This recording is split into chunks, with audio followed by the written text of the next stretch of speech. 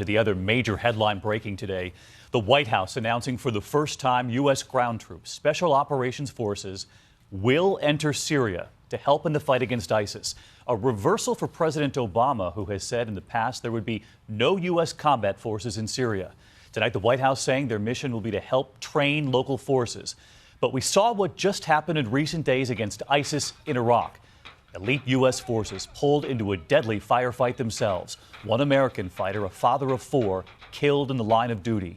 So can the White House be sure what these forces could face in Syria? ABC's chief global affairs correspondent, Martha Raddatz. This is what it can look like when U.S. Special Operations Forces are on the ground fighting ISIS. Just last week, the first American combat death at the hands of the terror group in Iraq.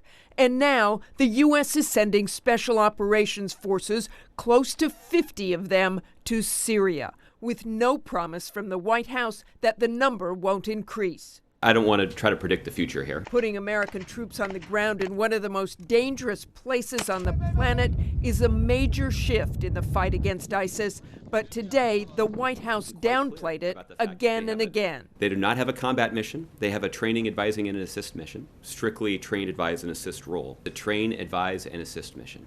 Train, advise, and assist was also the promise made about American troops in Iraq. And yet the Delta Force was still pulled into that deadly firefight last week.